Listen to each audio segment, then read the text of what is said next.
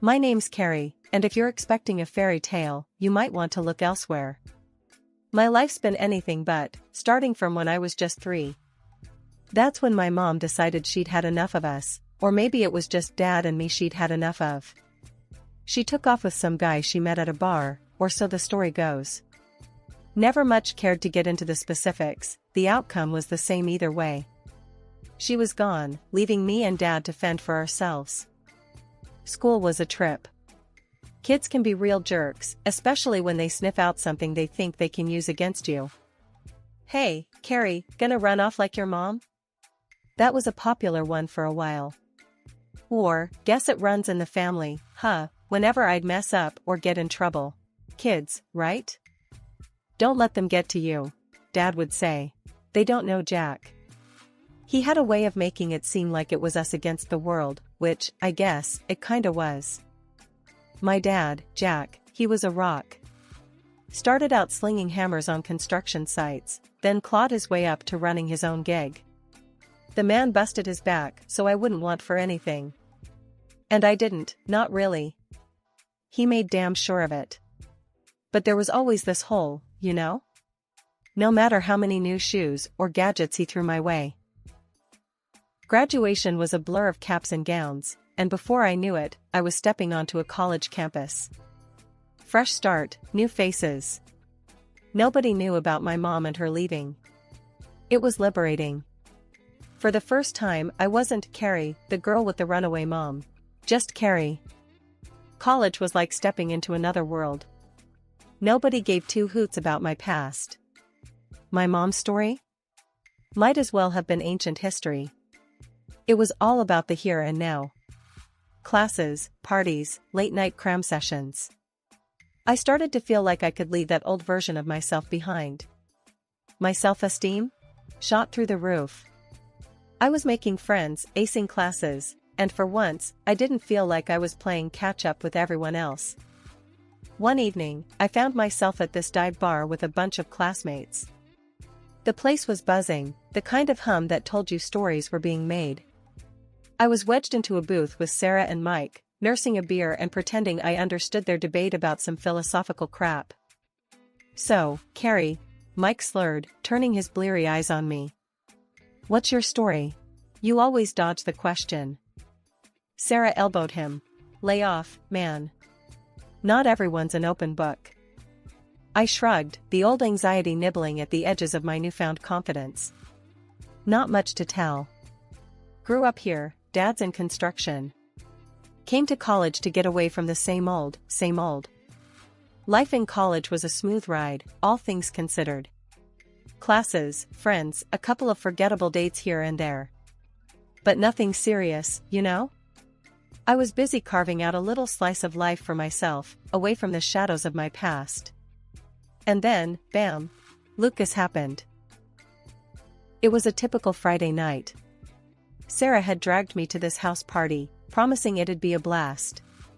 "Come on, Carrie, you need to get out more.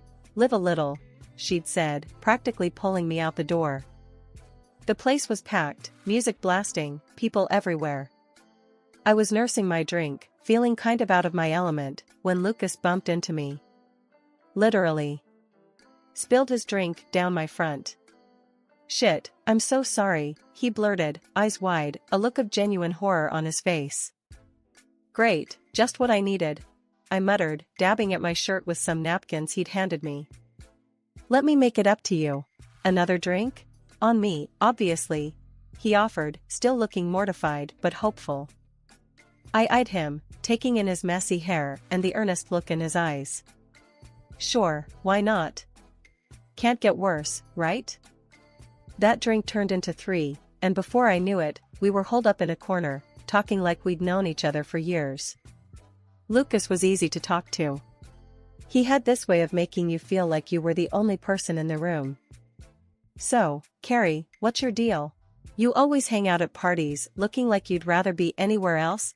he teased, nudging my shoulder lightly.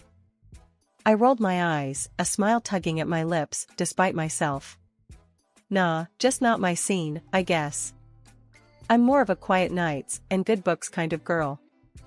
"Ah, a mystery wrapped in an enigma. he quipped, winking at me. I like it. We delved into everything, our majors, our hometowns, our hopes for the future. Lucas was studying architecture, had dreams of designing sustainable buildings. Make the world a little less shitty, you know, he said, passion lighting up his eyes. It was refreshing, talking to someone so different from me yet so similar in many ways. He told me about his mom, how she'd raised him on her own after his dad left.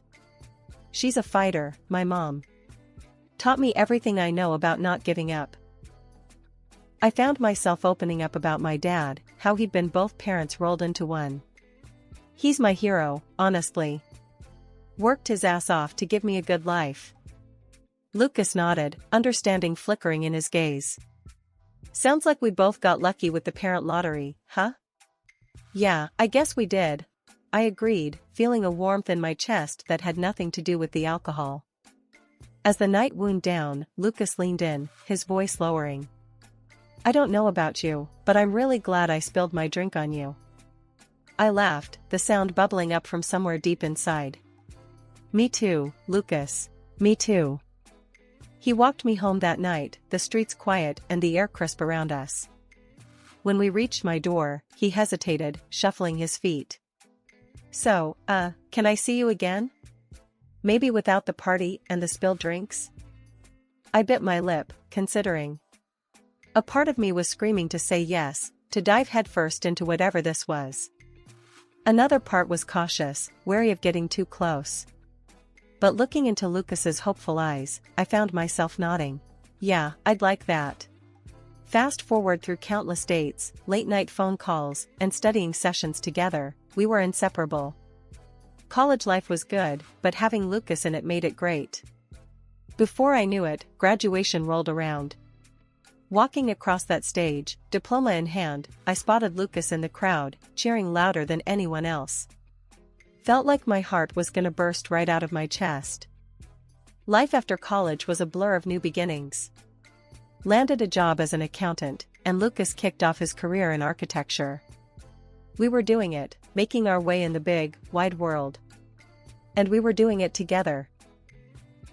One day, out of the blue, life decided to throw us another curveball. I was pregnant. The 2 lines on the test, clear as day. My world stopped for a minute, everything silent around me. When I told Lucas, his reaction was a mix of shock and something else, joy, maybe? He took my hands in his, eyes shining with a mix of emotions. Carrie, this is... wow. We're gonna have a baby. The weight of the moment hung between us, heavy and sweet all at once. Then, Lucas, ever the straight shooter, said what we were both thinking but hadn't dared to voice yet. Guess it's time to stop messing around, huh? Think about making it official. You know, a wedding. Meeting Lucas's mom, Carol, was like stepping into a hurricane when you've only ever dealt with a light drizzle. Lucas had prepped me, saying she was a bit much sometimes, but that was the understatement of the century. We were at her house, a cozy little place that looked like it belonged in one of those home magazines, all neat and pretty. But the atmosphere? Ice cold, especially after Lucas dropped the baby bomb. Carol just stared at us for what felt like an eternity, her eyes drilling into me. Then, she finally spoke, her voice sharp as a knife. A baby? You're sure it's Lucas's? Lucas looked like he'd been slapped. Mom, what the hell? I was stunned, mouth dry, words stuck in my throat. This was the woman who raised the guy I love? She continued, her gaze never leaving mine. I mean, it's a valid question, Lucas. With her background and all. I felt my face flush with anger. My background? What's that supposed to mean? Carol sighed, as if explaining to a child. Your mother left your family, Carrie. That says something about your character. Lucas jumped in, his tone desperate. Mom, stop it. That's not fair. Carrie's not her mother. But Carol was on a roll, ignoring Lucas. And you, getting pregnant so young. Are you trying to trap my son? I couldn't believe what I was hearing. Trap him? We're in this together, Carol. It's not like I planned this on my own. Lucas stood up, his chair scraping loudly against the floor. Enough, Mom. This is insane. You're talking about the woman I love and our child.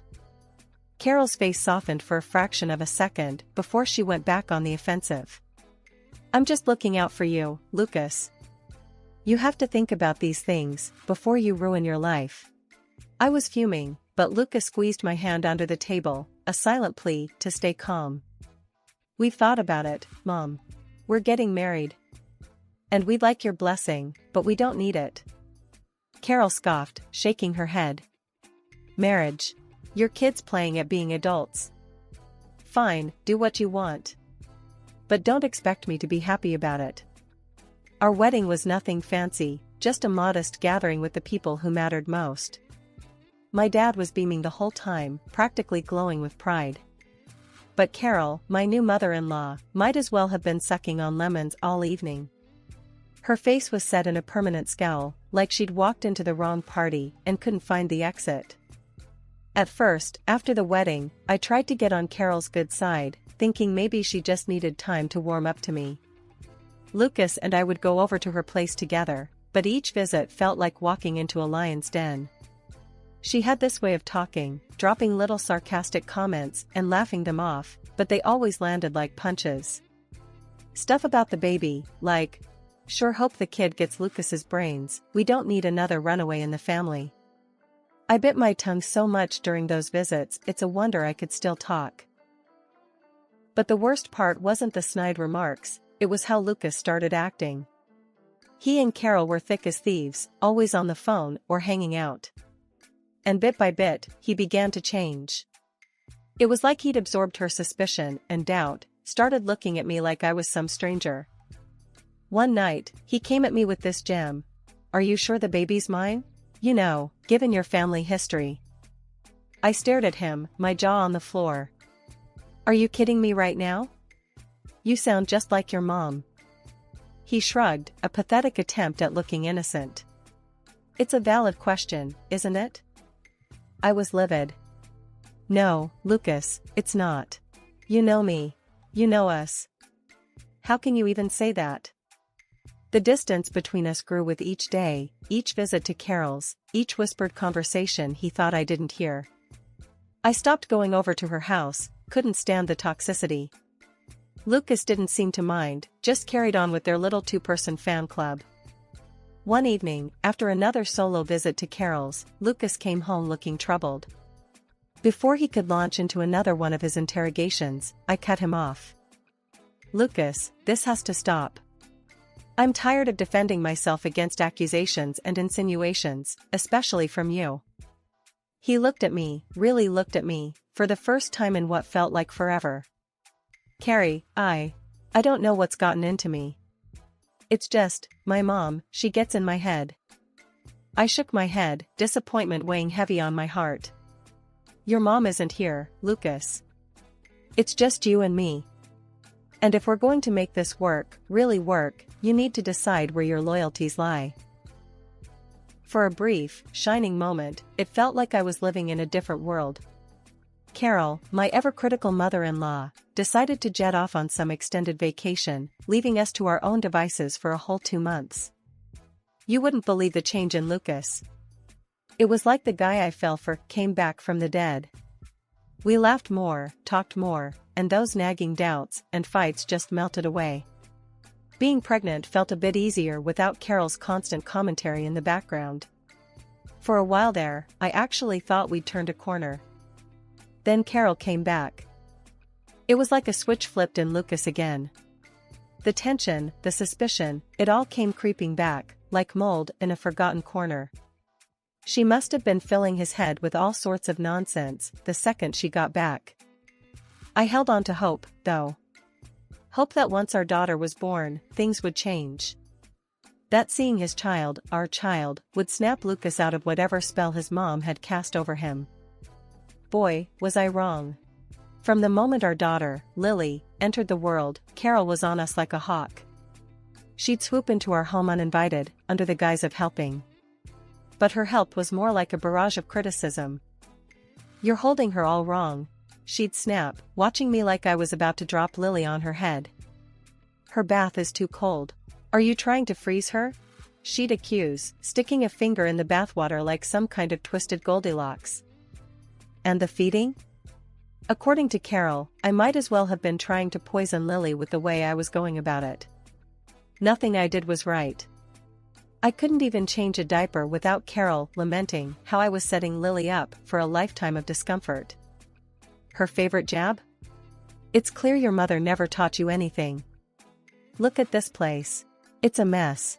And you're just lazy. Each word was a knife, and I felt myself bleeding out, bit by bit. Lucas, for his part, was no help.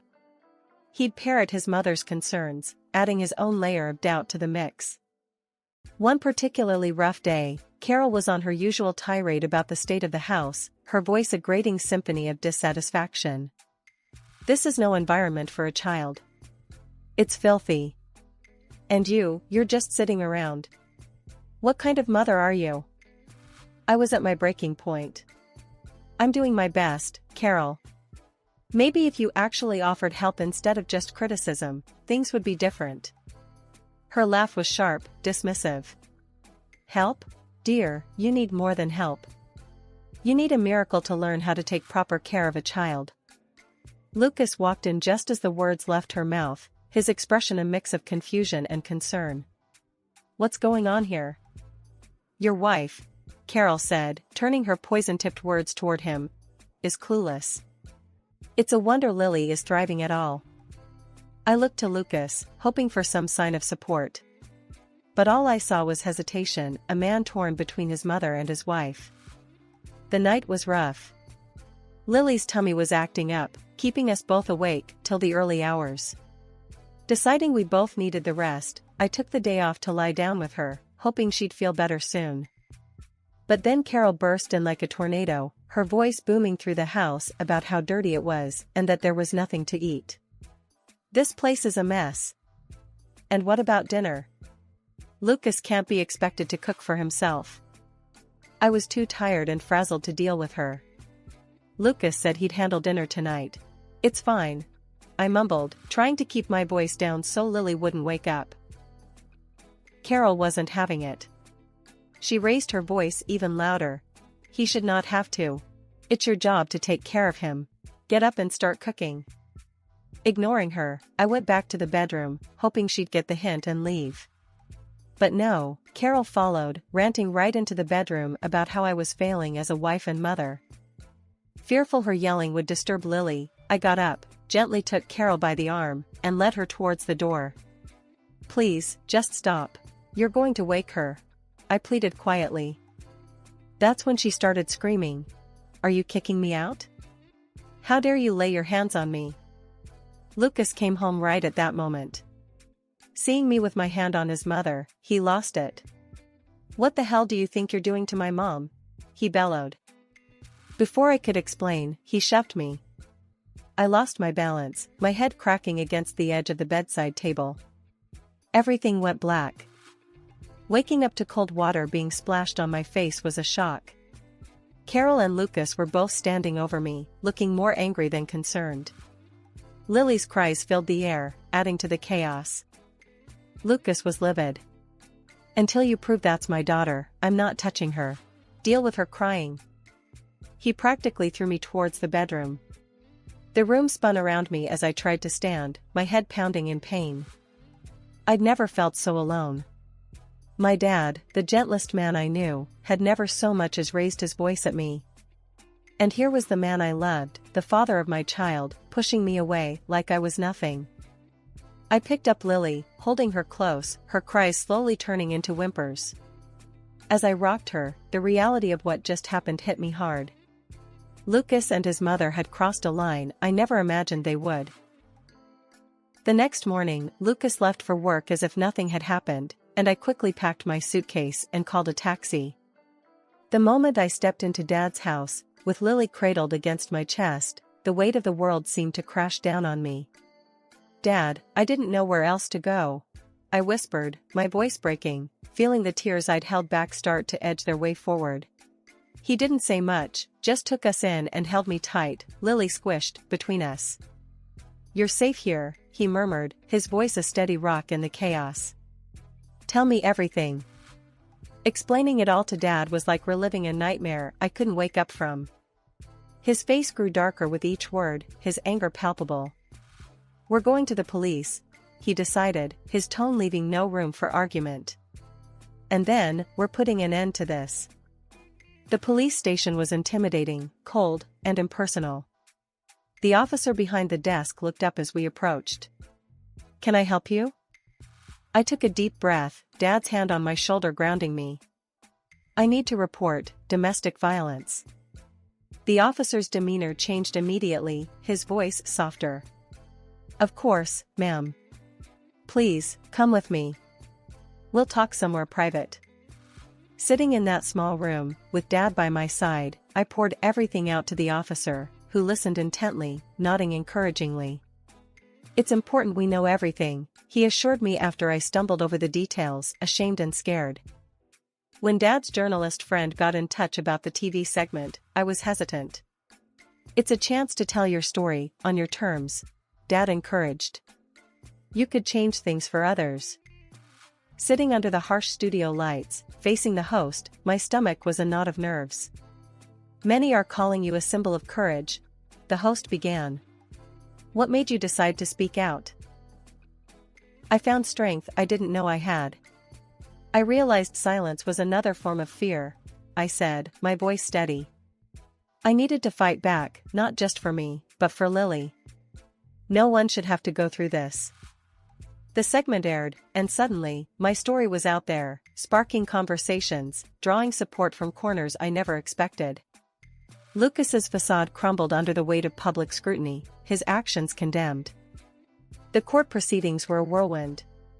Lucas was found guilty of domestic violence, stripped of any rights to Lily.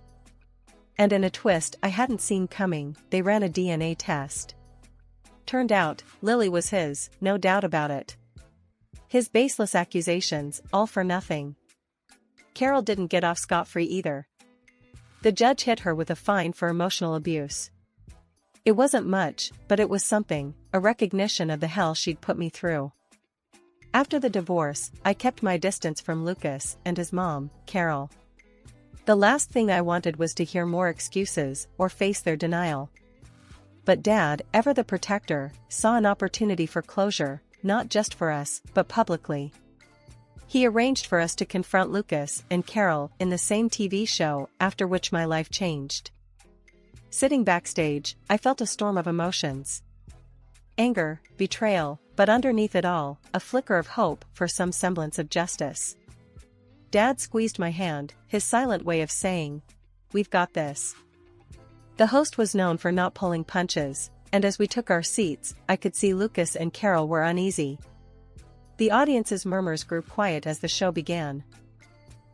Today, we have a story of betrayal, courage, and the pursuit of justice, the host began, setting the stage. He turned to Lucas and Carol. You've been accused of some serious mistreatment. How do you respond to these allegations? Lucas stumbled over his words. I didn't realize how far things had gone. I'm sorry. Carol tried to deflect. We thought we were doing what was best. The host cut in. Best? By whose standard?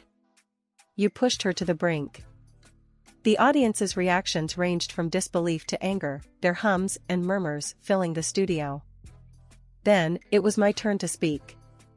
I don't need their apologies. What's done is done. My focus is on my daughter and giving her a life full of love and security, something they tried to take from us. Lucas looked down, unable to meet my gaze, while Carol seemed to shrink in her seat. The host nodded solemnly. It takes incredible strength to stand in your truth. What message do you hope to send? That justice and kindness always win. That no one should ever feel alone or without options, I said, my voice steady. By the end of the show, Lucas and Carol had publicly apologized, but their words felt hollow. I wasn't looking for their remorse, I was looking for a way to move forward, to show Lily the strength of standing up for oneself. Leaving the studio, Dad put an arm around me. You were amazing out there. Lily's going to grow up knowing how strong her mom is. And he was right. As I looked down at Lily, sleeping peacefully in my arms, I knew our future was bright. Together, with my dad's unwavering support, we'd build a life defined by love, resilience, and the belief that after every storm, there comes a new dawn.